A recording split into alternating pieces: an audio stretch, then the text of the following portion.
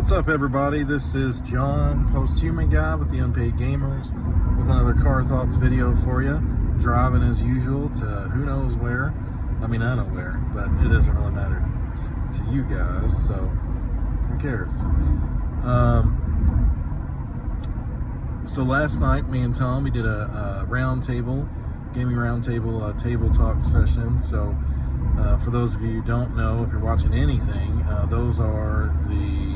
it's usually a couple hours, and we just kind of ramble on about whatever. So if you're into the longer stuff, there's that. Shorter stuff, these are much more pocket-sized, and even Tom's regular roundtable videos are around the half an hour, 45-minute mark a lot of times, sometimes 20 minutes, just whatever the situation calls for. So all kinds of different content, all different lengths, and whatever suits your needs and what you want to watch. We're a little bit of a variety show, like we continue to talk about, so we bring lots of different type of content. We got those, the car thoughts, we got a few things planned. I do some leisure play stuff, which is like the Let's Play.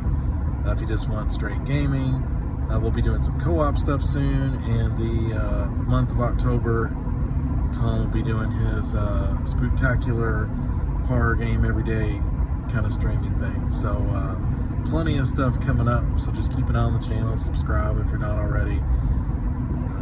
All kinds of different content from multiple people. So today with the car thoughts, I was thinking about something, and it's something I really miss, and I've kind of tried to get into the best way I can. But I really, old school gamer, I really miss the video game magazines from back in the day. So, when I talk about trying to get into again or whatever, like about one of the few that's still going is the Game Informer magazine from GameStop. It sucks though, because it's tied through GameStop, in my opinion. And I don't know, it's just a pain in the ass. Like, I subscribe to it really just for that, because I miss those magazines. Just, I don't know, like, I know all that stuff's on the internet, and that's really what I mainly look at too. I just think it's cool, the old school magazines and stuff. So I was getting it, but like I signed up for one, like my son, and like he never got one. And then you call support, and their support sucks, and it's just a big pain in the ass. And to be honest, the magazine's not that great anyway. Like, there's a few cool things about it, but it's just not. It's not great. I mean, it's fairly inexpensive, so. But I really miss like the really good magazines from back in the day. One of my favorite was Tips and Tricks. That was really great, and it would just have really what it sounds like. It would have a bunch of cheat codes. It would have a bunch of like, it would kind of have like a database list of cheat codes in it for games, like, because that used to be a much bigger thing than what it is now. There's hardly ever cheat codes. There's Easter eggs and stuff now, but like literal cheat codes and stuff, it's not very common for things to have that anymore, which sucks. So Tips and Tricks magazine, it would be like an A to Z kind of listing for whatever system, updated all the time with just codes for games and stuff. And it would have like some articles and stuff like that too. So I really liked that one. Electronic Gaming Monthly was one of the other big ones. They were great. They were probably one of the best ones as well. And I think for a long time they were everybody's favorite. But interviews with developers, they would showcase the new games coming out. They would review games. It was just all about games, and like laid out cool artwork, stuff like that. And I really missed that kind of thing.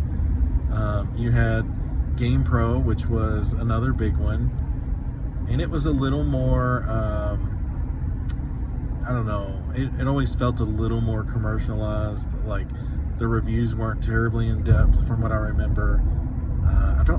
It was a long time ago, so I don't remember a lot of the differences, but they were one of the last ones to survive. So after EGM and stuff and the others phased out, you could still kind of get Game Pro for a while. I had a subscription, to get them in the mail or whatever, and it was so cool, because it was back pre-internet days, and that was your way of getting new information and just kind of seeing what other people had to say other than talking to your friends and stuff. So that was a big one. Of course, Nintendo Power was one of the biggest ones, but it all really just focused on Nintendo back in the 90s and stuff, 80s and 90s. I wonder what years it ran, really. I don't know. It was definitely 80s and 90s, though.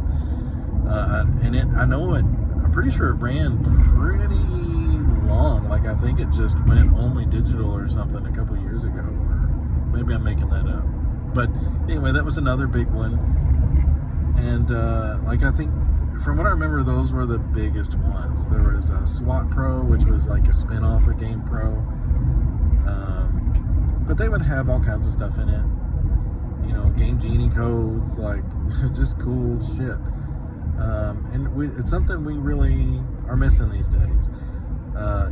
We have the Game Informer, and there's another one I found, I forget the name of it, but it's based out of the UK, and it focuses only on retro games. So it kind of pretends like it's back in the day, and they do interviews and stuff like that. And I think for the US, though, it's kind of expensive. Like, it's not terribly expensive, but like when you look at what it is and what you're just getting this magazine, it seems kind of pricey to ship to the US and stuff, from what I remember. Maybe it's gotten better, I don't know. But those are kind of the only two I know of. I'm sure there's probably more out there. I just, there was something really cool about going,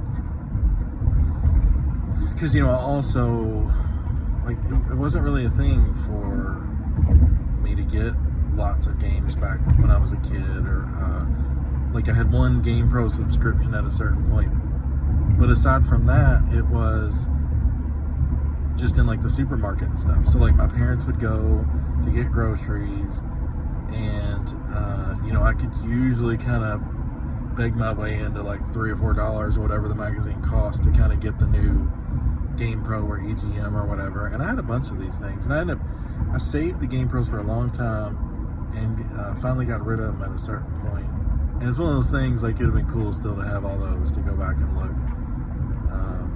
And I know you can still find some on like eBay and collections and lots of that stuff and everything, but I don't know. I realize the industry's changed. The internet is what it is, so I understand why it doesn't exist, but it's something I really, really miss. And another part about it too, like it kind of directly ties, in my brain it does anyway, I really miss the mystery of games, if that makes any sense. So a game comes out now, and there's all, of course, spoilers, right? And we play that game, try to avoid them or not, or whatever. Most reviews, they'll mark it if they have spoilers, and that's kind of one thing about it. But it's also, so that's hard enough to avoid. But then there's also just the stuff of like the Easter eggs and stuff.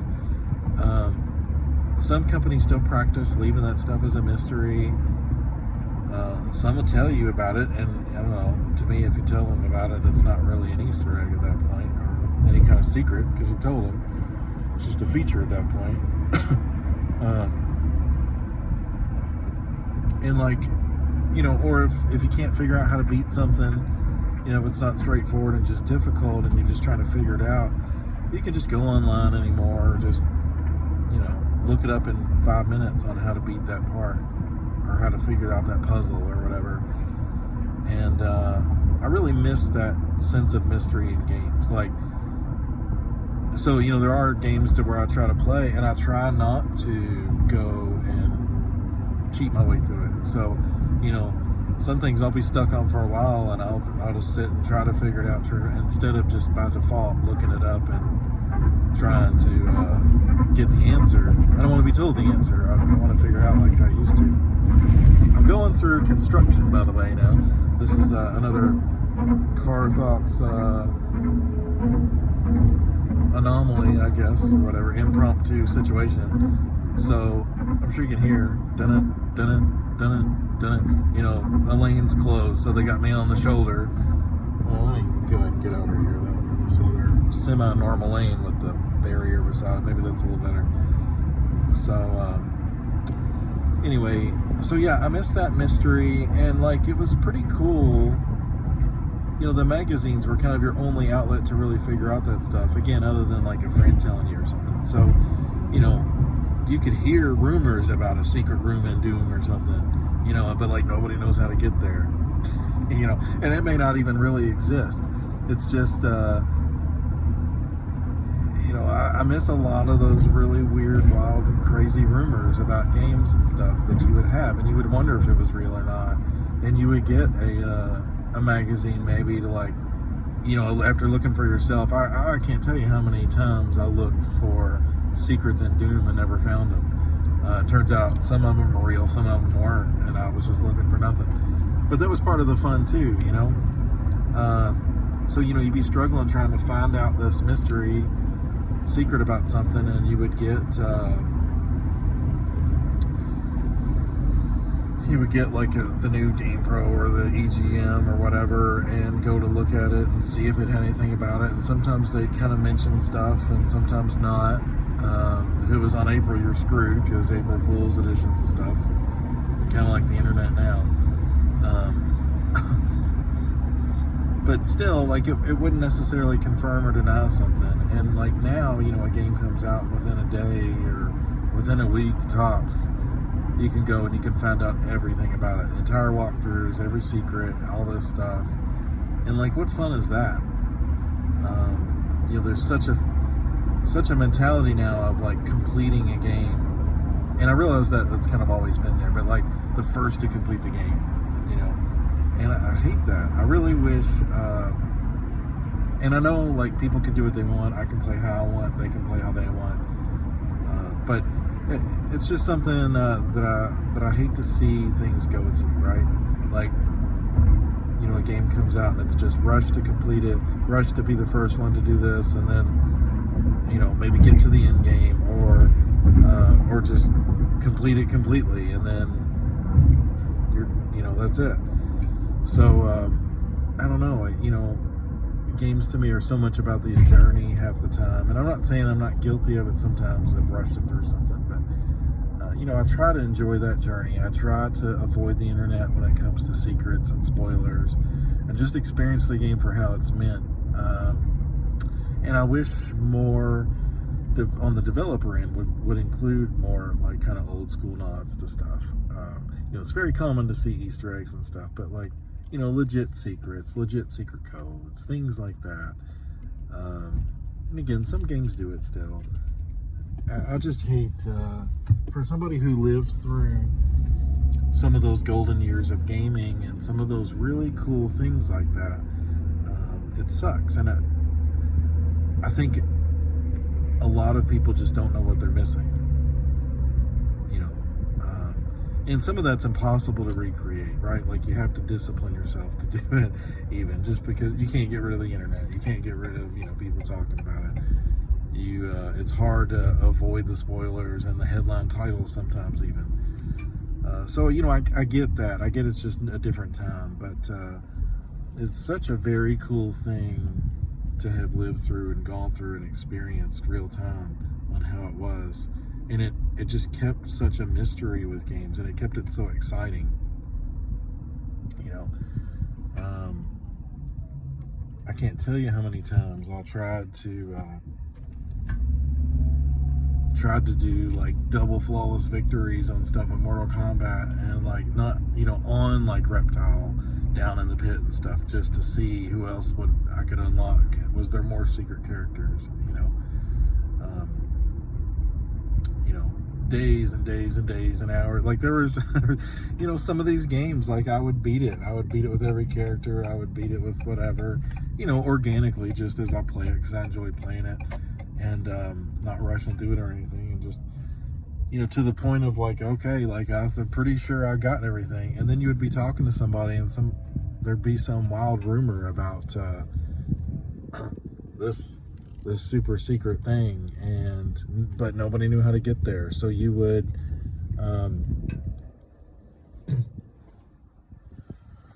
you know, so you'd spend like your afternoon days just trying to find that secret, trying to, go press on all these walls and doors and get this score, get this super impossible task to see if it did anything. Maybe that's how you unlock it. Maybe that's how you unlock something. And it was so cool to be able to experiment with games that way. And I don't know, it's something I feel is lost. So, I miss that stuff. I miss the magazines. I miss just a lot of things about the gaming culture that no longer exist, that are quite a bit different. So I don't know, if you're a gamer now and you didn't get to experience that stuff, I would encourage you to, next time you get a game that has puzzles and stuff, like if you can't figure it out, like suffer through it. Don't look up the answer. Just keep going. Keep trying to figure it out. Don't resort to the internet.